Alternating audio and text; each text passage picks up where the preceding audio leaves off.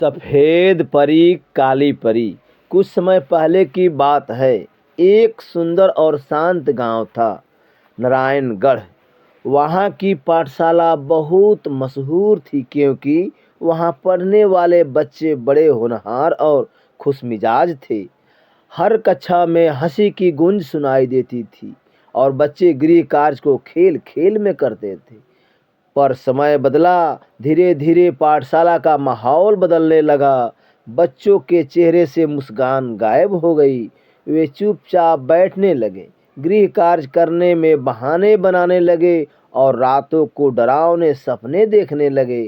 किसी को अंधेरे जंगल दिखते, किसी को ऊंची ऊंची इमारतों से गिरते हुए सपने आते, तो किसी को गुस्से वाले अध्यापक का सामना करना पड़ता।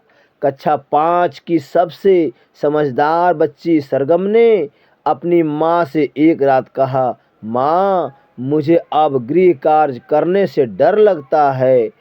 जैसे किताब खोलते ही कोई मुझे घूर रहा है और रात को तो नींद में काली छाया मेरे सपनों में आ जाती है। उसकी माँ ने मुस्कुराकर सरगम को गले लगा लिया और कहा, बेटा, यह कोई आम डर नहीं है, यह उस काली परी का काम है। वह परी तब आती है जब बच्चों के मन में डर, आलस, झूठ और जलन घर कर जाते हैं। वह तुम्हारे सपनों में अंधेरा भर देती है। काली परी?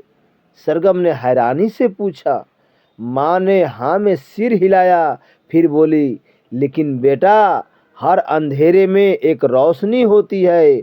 उस अंधेरे को दूर करने के लिए एक सफ़ेद परी भी होती है।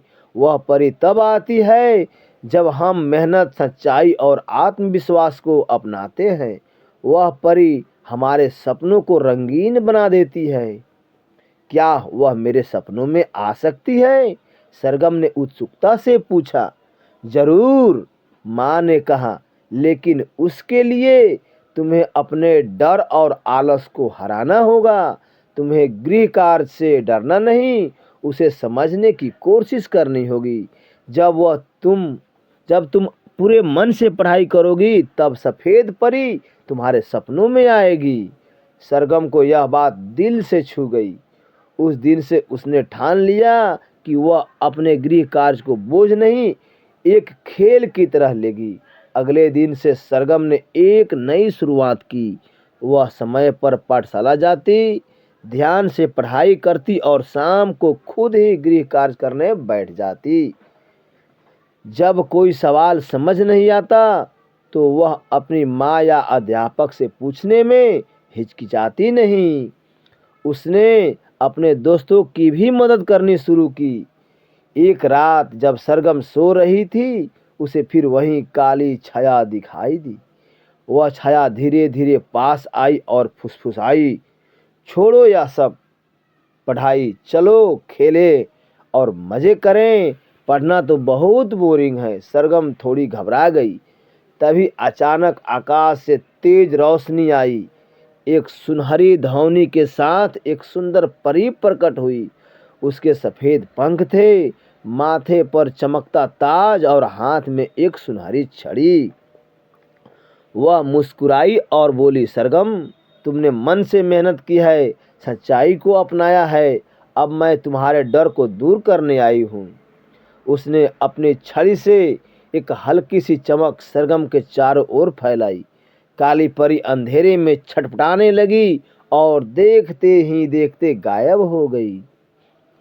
फिर सफ़ेद परी ने सरगम को अपने साथ एक अद्भुत यात्रा पर ले चलने का निमंत्रण दिया।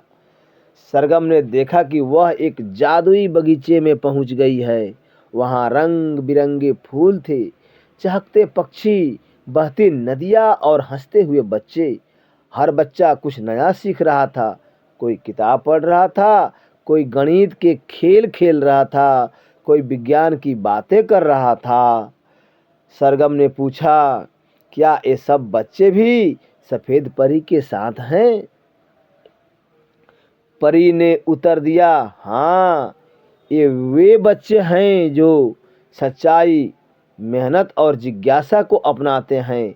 इनके मन में डर नहीं सवाल होते हैं, और जब सवाल होते हैं तो जवाब खुद आ जाते हैं। सरगम की आंखें चमक उठी। उसने उस बगीचे में घंटों बिताए। फिर धीरे धीरे सपना खत्म हुआ और वह सुबह मुस्कुराते हुए उठी। अब सरगम पहले से कहीं ज्यादा खुश और आत्मविश्वासी थी। पाठशाला में वह सब पहले से भी अच्छा करने लगी, पर वह अकेली नहीं बदली। उसने अपने दोस्तों को भी वह सपना और कहानी सुनाई, काली परी और सफ़ेद परी की कहानी। उसने बताया कि कैसे वह डर से जूझी और कैसे सफ़ेद परी ने उसकी मदद की। धीरे धीरे बाकी बच्चे भी समझने लगे कि गृह कार्य कोई सजा नहीं बल्कि सीखने का मौका है।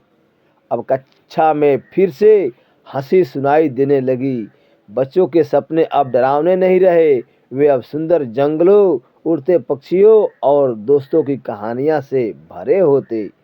गांव की पाठशाला का माहौल एक बार फिर वैसा ही हो गया, सकारात्मक, रंगीन और प्रेरणादायक। सीख, डर, आलस और झूठ हमारे मन के अंधेरे को बुलाते हैं, और तब आती है काली परी जो हमें हमारे ही डर में उलझा देती हैं। लेकिन जैसे ही हम सच्चाई, मेहनत और आत्मविश्वास को अपनाते हैं, हमारे जीवन में आती है सफ़ेद परी जो हमारे सपनों को रोशनी और रंगों से भर देती है। गृह कार्य और पढ़ाई कोई बोझ नहीं बल्कि वह सीढ़ी है जो हमें हमारे सपनों की ऊंचाई तक पहुंचाती है।